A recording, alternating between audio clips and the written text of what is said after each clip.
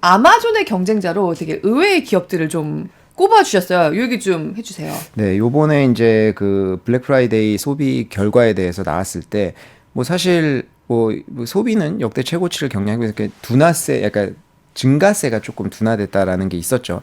근데 제일 중요했던 거는 온라인이에요.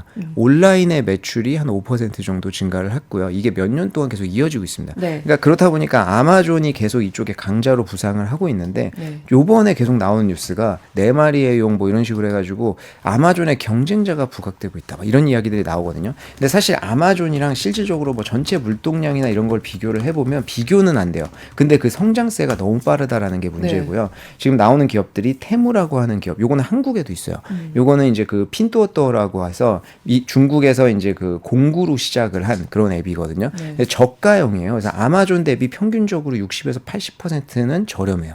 근데 뭐 가짜도 당연히 있겠지만 이제 그런 저렴하다라는 장점을 가지고 나섰는데 미국 사람들 저렴한 거 엄청 좋아하잖아요. 네. 그러다 보니까 이게 시장점이 너무 빨리 올라가고 있다. 그래서 핀뚜오또가 그 ADR로 미국에 상장돼 있거든요. 올해 거의 중국 기업 중에 유일하게 상승세를 이어가고 있고 48% 정도 올랐어요. 그러니까 지금 중국이 여러 가지 문제가 있는데 특히 플랫폼 기업들은 뭐냐면은 이게 중국에서 더 이상 경쟁할 데 없는 거예요. 시장이 네. 없는 거예요. 네. 그래서 미국으로 어떻게 진출하느냐. 요게 이제 향후의 관건이고 중국 기업 중에 거의 유일하게 핀뚜오또 이거 뚫고 있거든요.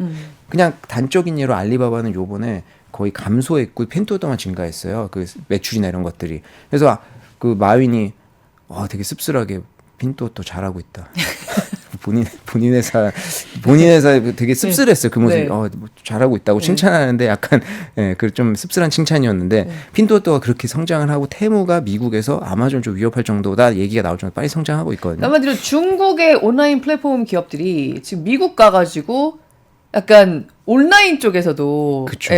좀 강력한 경쟁자까지는 아직 아니지만 굉장히 무서운 기술을 치고 올라오고 있는데 그 매출액 뽑아놓으신 자료 있잖아요. 그거 네. 보면 생각보다 진짜 더 많이 팔고 있더라고요.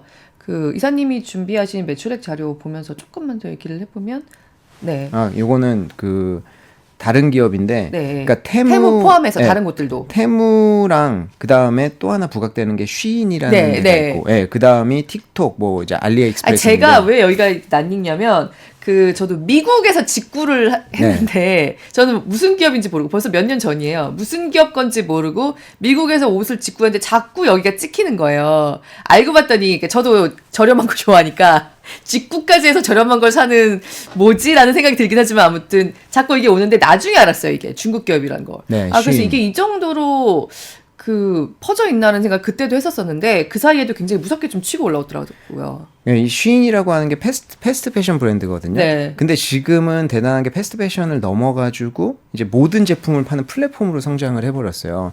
근데 사실 저는 쉬인 게 여성 의류로 먼저 시작을 해서 아마 아시는 네. 것 같은데 저는 지금까지 잘 몰랐었거든요. 저는 몇 번 옷을 샀는데 아무 생각 없이 이제 브랜드 안 보고 샀는데 여기가 찍혀 있었던 적이 있었어요. 네, 그래서 이 쉬인이라고 하는 게 이제 패스트 패션인데 중국이 뭐 공급망이나 이런 것들을 본인들이 다 갖추고 있잖아요. 네. 그러다 보니까 패스트 패션이라고 하는 게 중국에서 지금 생각해보면 그렇게 나온 적이 없어요. 뭐 유니클로, 자라, H&M 다 다른 데 건데 중국에서는 거의 최초로 글로벌리하게 성공하는 이제 패스트 패션이라고 볼 수 있고 사실 조건이 공급망도 다 갖고 있고 공장들 다 거의 갖고 있고 이거를 누군가가 뭉쳐주기만 하면 트렌드에 맞춰서 바로 낼 수 있는 거잖아요. 그래서 그런 게 좀 떨어져가지고 싼 가격 그리고 트렌드에 맞는 이런 기업들이 이런 의류들이 나오다 보니까 인기를 많이 끌기 시작을 했고요.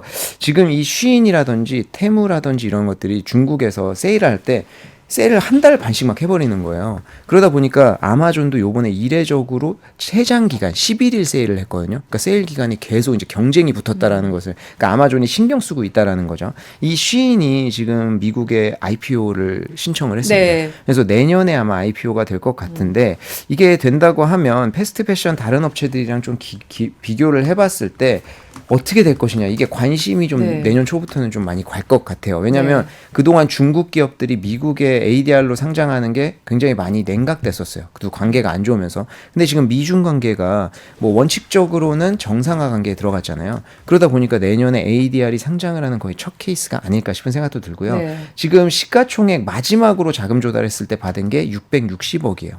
근데 자라라든지 유니클로, H&M이랑 비교해 보면 H&M은 이미 넘어섰습니다. 네, 그러니까요. 그래서 깜짝 자라랑 놀랐어요. 유니클로 다음으로 있고요. 네. PER은 당연히 83배로 제일 높은데 이거는 이제 첫 상장하는 기업들, 성장 기업들에 당연히 나타나는 그런 모습이고요. 매출을 보시면 유니클로랑 H&M을 넘어섰어요. 그렇기 때문에 사실 굉장히 빠른 시간 내에 성장을 했고 이제 이제 어떤 경쟁자, 주요 경쟁자로 부각이 되지 않을까 이런 생각이 들고 있는데 사실 뭐 리스크도 있습니다. 좀 장점 좀 어떤 지금의 좀 기대치라고 하면은 패스트 패션이 최근에 주가가 굉장히 좋았어요.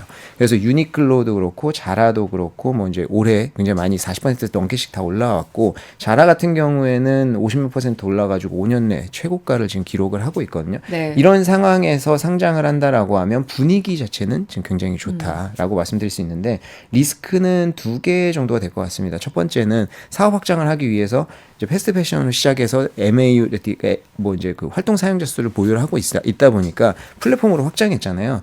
그러니까 지금 아마존 같은 데서 바로 경쟁자로 인식을 하기 시작을 한 거예요. 네. 그러니까 이런 것들이 조금 리스크이자 기회가 될 것 같고 두 번째, 요게 사실 제일 큰 리스크라고도 좀 볼 수 있을 것 같은데 미중 관계죠. 결국에는 네. 미중 관계가 어떻게 되느냐에 따라서 사실 이거 만약에 잡으려고 하면 제일 쉽거든요. 아니 이거 보니까 가짜 상품들도 많은데 이거 안 되지 않겠어? 그렇죠. 뭐 트럼프 전 대통령이 갑자기 대통령 돼서 틱톡 그냥 미국에서 없애버리지 뭐 이렇게 이야기한다든지 뭐 이런 식으로 해버리면 또 리스크가 있기 때문에 그런 리스크가 최대한으로 있는데 지금 쉬인 같은 게 아까 이제 중국 건지 모른다고 하셨잖아요. 여기에서 전략적으로 본사를 싱가포르로 옮겼어요. 그리고 여기 회장이 본 사람이 없어요, 지금까지. 이름은 중국인인데 중국인인지도 아직 모르겠다. 그 정도로 아이덴티티를 좀 바꾸려고 노력을 많이 하고 그 포레버 21 있잖아요. 거기 이제 모회사 있거든요. 거기 네. 지분을 지분을 30% 인수를 해가지고 오프라인 매장도 미국에서 접근하기 시작했거든요. 그러니까 네. 미국인 소비자들 입장에서는 이게 중국 기업인지 뭔지 몰라요. 그래서 이제 그런 것들은 좀 장점이다. 이렇게 볼 수 있을 것 같습니다.